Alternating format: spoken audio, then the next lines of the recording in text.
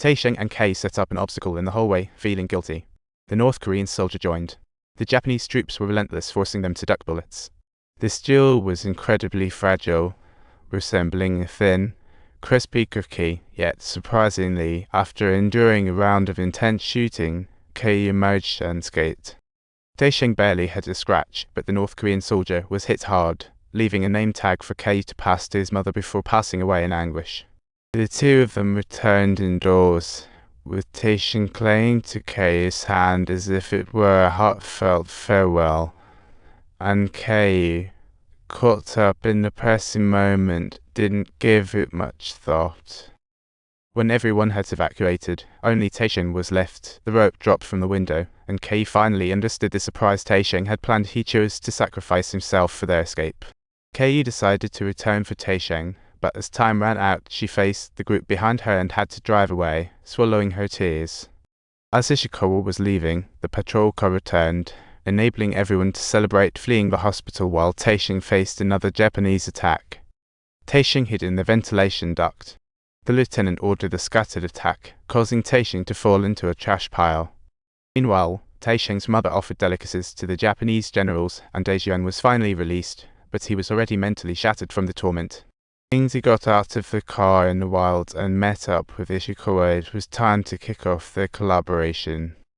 In the hospital, Koto stared at an empty cup deep in thought. Caiyu hadn't drunk from it, and Koto returned to his office only after dealing with the monster. The rare parasitic drink was gone. Koto hurriedly asked who drank the potion. His subordinate said no one escaped in the room. 4 had been there, Caiyu and Lai Taisheng, plus the traitor Lieutenant and Mingzi. Who was lucky enough to sip this viral potion remains a mystery, while Taisheng regained consciousness from the heap of corpses. He was making a desperate attempt to rise, but suddenly a gun barrel was pointed directly at his head, and at the same time, over on the assistant's side, a brilliant incident had erupted. Ishikawa's men were relentlessly pursuing them from behind. It turned out Ishikawa never intended to let them live.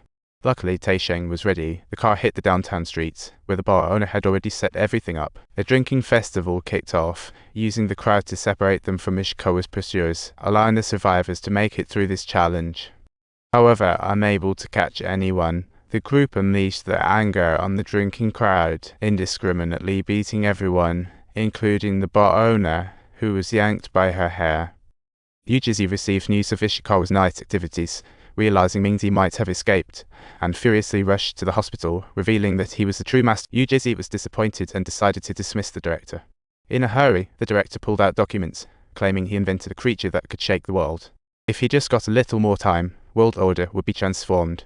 Meanwhile, Taisheng managed to get back on his feet, having narrowly escaped disaster once. The final shot reveals Mingzi, safe and sound, resting in Ishikawa's arms while a mysterious little bug leisurely crawls across his face. On a quiet street at night, a stumbling woman stopped in front of a restaurant. The busy owner turned around, only for the woman to swoop in on her. Ishikawa woke up from a dream, only to find Mingzi missing. Needless to say, she was likely the one who drank that cup. A subordinate informed Koto that the monster had stopped releasing the virus, indicating it was awake. Yet it still lay lazily on the ground, unmoving. The director brought Yujizi along, who was the hospital's major investor and also the daughter of a little Japanese military big shot. The slightly rational monster seemed to recognize her immediately and attempted to greet her. Unfortunately, it was trapped in a cage and couldn't succeed, so the monster could only yell in anger, while Yujizi appeared quite satisfied. Meanwhile, injured Taisheng crawled out of the ventilation duct with difficulty, wiped the blood off himself, changed into fresh Japanese military gear, and surprisingly looked quite. Yujizi's body was trapped, wanting to block herself in quickly, but escape was impossible. Her body was sealed, wishing to run away quickly, but the way out had long vanished.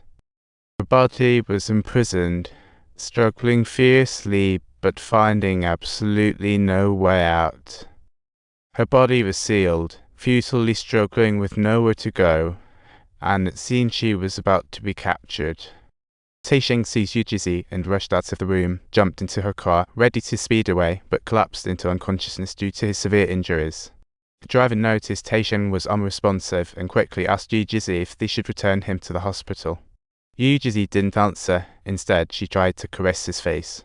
Eventually, Taisheng was brought home by Yu Jizi, and she called a doctor to treat him. As it turns out, being handsome allows one to hurt others anywhere, anytime. Upon realizing he had been unconscious for 4 days, Taisheng was somewhat frantic, while Yu Jizi was puzzled, not understanding why he risked his life for others.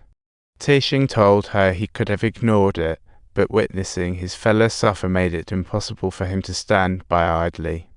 Yu Jizi, however, didn't grasp his viewpoint, thinking life was inherently divided into ranks. Couldn't you believe that that's actually true? Are we friends?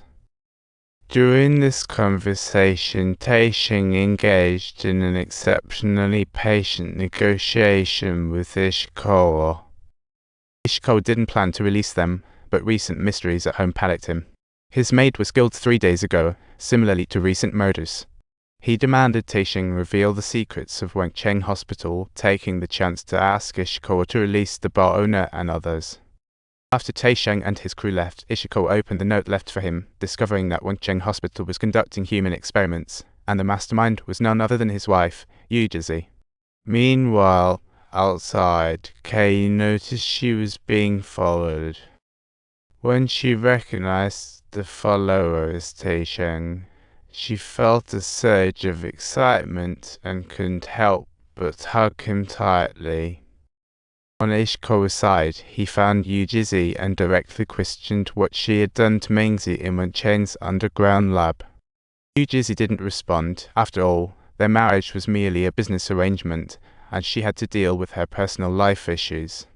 Ishikawa, infuriated by the lack of answers, exposed Taisheng and Caiyu's relationship before leaving, indicating he had been monitoring her all along. Ishikawa's henchmen were surveilling Taisheng and Caiyu, but Mingzi suddenly appeared behind one, causing him to panic and shoot non-stop, yet she fearlessly advanced. Yu Jizi, the name Yu Jizi, Yu Jizi. Yu Jizi, the name Yu Jizi, repeated Yu Jizi, Yu Jizi.